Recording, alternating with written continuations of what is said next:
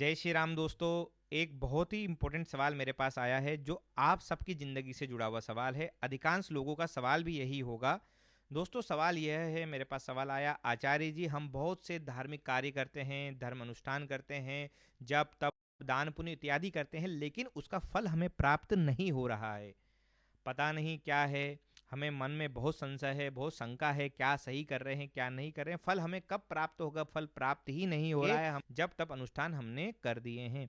दोस्तों ये सवाल अधिकांश लोगों के मन में है। आज मैं एक ऐसी सत्य घटना, एक कहानी के आधार पर आपको इस प्रश्न का उत्तर देने का प्रयास करूंगा, जिससे आपके मन में सारे संशय दूर हो जाएं। तो दोस्तों आपको जुड़े रहना है और इसको ध्यान से, इस कहानी को, इस सत्य घटना को सुनना है।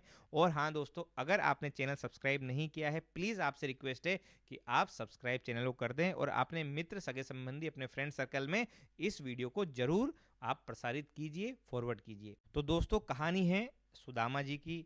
सुदामा जिनको आप जानते हैं, जिनके मित्र थे त्रिलोकीनाथ वासुदेव श्री कृष्ण। सुदामा बड़े गरीब थे और उनके पास खाने की बहुत ही कमी थी। उनकी पत्नी उनसे बार बार आग्रह करती थी, क्यों नहीं आप अपने मित्र के पास जाकर उनसे कुछ आर्थिक सहायता, कुछ मदद ले लें।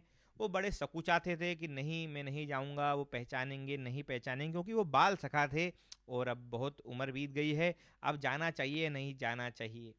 लेकिन अपनी पत्नी के बार बार आग्रह पर एक दिन उन्होंने मन बना लिया और वो द्वारका को निकल गए और द्वारका पहुंचे।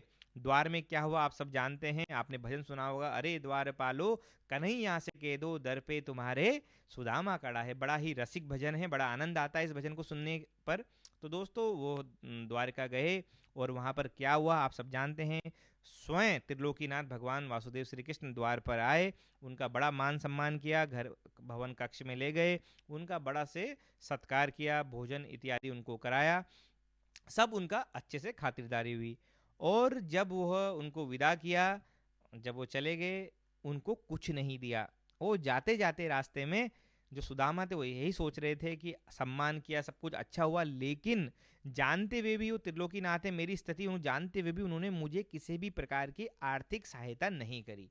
तो मन में ये शंका, बिल्कुल कुपित होते हुए दुखी भाव से वो अपने घर की ओर प्रस्थान किए कि अब मैं अपनी पत्नी को क्या बोलूँगा कि मित्र ने किसी भी प्रकार की मदद नहीं करी, और वो भी वो मित्र जो त्रिलोकीनाथ है, सब कुछ जानता है, उसके पास सभी प्रकार के संसाधन, धन इत्यादि से वो परिपूर्ण है।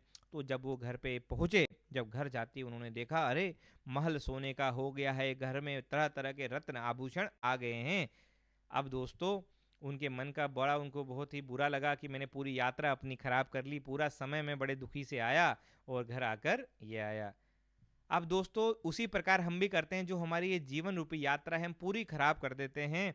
जबकि हमें यह विश्वास होना चाहिए कि जो हमारे त्रिलोकीनाथ हैं उनको हमारे सारे संकट पता हैं। जब हम उचित मंजिल पर पहुंचेंगे, हमारा फल तैयार है, तो भगवान आपको फल अवश्य देंगे। उसका एक समय होगा, आप जब अपनी मंजिल पर पहुंचेंगे वह फल आपको प्राप्त होगा। तो आपका जो रास्ता है उसको आप खराब ना कीजिए, बिल्कुल किसी भी प्रकार की मन में शंका उत्पन्न ना करिए, किसी भी प्रकार का मन में भ्रम ना रखिए। अपने धर्म कर्म जो भी आप अनुष्ठान कर्म इत्यादि कर रहे हैं वो आप करते रहिए।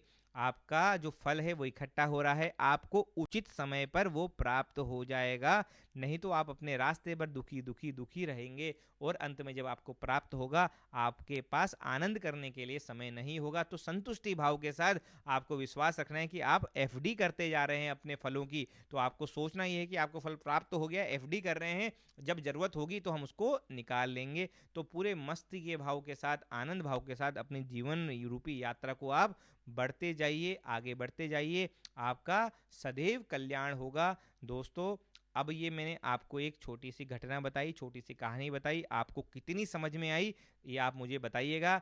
आपको जो निष्कर्ष निकालना है अब आपको निकालना है, मेरा काम था समझाने का, आपको बताने का। अब आपको अपने जीवन में इसका पालन आप करेंगे तो आप सुखी रहेंगे, आनंदित रहेंगे, संतुष्ट रहेंगे और रोगों से दूर रहेंगे। दोस्तों आपका सदैव मंगल हो, सदैव कल्याण हो। मिलता हूँ अगली वीडियो में। जय श्री राम।